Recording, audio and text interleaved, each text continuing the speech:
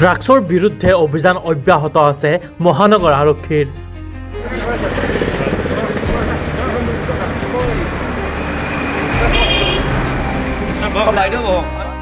নুনমাটি আৰক্ষীৰ জালত ড্ৰাগছ সহায়তা সৰবৰাহকাৰী। নুনমাটিৰ ট্ৰেফিক পইণ্টৰ সমীপৰ ভাড়াঘৰৰ পৰা আটক ড্ৰাগছ সৰবৰাহকাৰী। ধৃত সৰবৰাহকাৰীজন হৈছে নুনমাটি নিজৰাপাৰাৰ মণি আলী। নুনমাটি অভিমুখে ড্ৰাগছ বিক্ৰী কৰিবলৈ লৈ যোৱাৰ সময়ত আটক সৰবৰাহকাৰীটোক। আৰক্ষীয়ে যুৱকজনৰ পৰা 5টা ড্ৰাগছ ভৰ্তি কণ্টেইনাৰৰ লগতে 9.75 গ্ৰাম হেৰইন জব্দ কৰাৰ লগতে কিছু নগদ ধন জব্দ কৰিবলৈ সক্ষম হয়। জানিব পৰা মতে গান্ধী বস্তিৰ পৰা লৈ অহা হৈছিল ড্ৰাগছখিনি আৰু ইতিমধ্যে ধৃত মণি আলী হত্যাৰ গোচৰত অভিযুক্ত হৈ আছে। মণি আলী ইমান দিন নহয়, ৰাতিপুৱা আহে, দিনটো থাকে, গুচি যায়। আৰু মাইকীজনী মাইকী আছে আৰু ইয়াতে। কিমান দিনৰ পৰা আছে? আজি 3 মাহমান হৈ গ'ল। 3 মাহ হৈ গ'ল মানে ভাড়া লোৱা।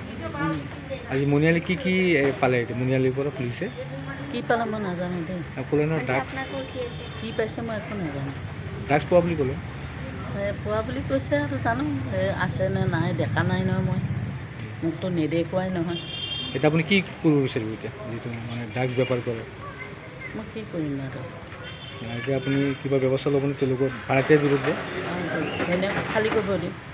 ঘৰটো খালী কৰিব খালী কৰিব কৈয়ে আছোঁ আজি 2 মাহৰ পৰা।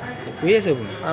খালী কৰা নাই? খালী কৰা নাই, মই 2 মাহৰ পৰা খালী কৰিব দি আছোঁ। পানী দি দিয়াৰ বোলো, কুঁৱাত পানী নাই, সেইকাৰণে খালী কৰিব দিছোঁ।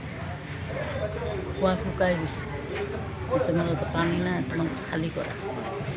খালী নকৰে? চাই আছোঁ বুলি কয় ঘৰ। গুৱাহাটীৰ পৰা Rima Sharma, news desk report.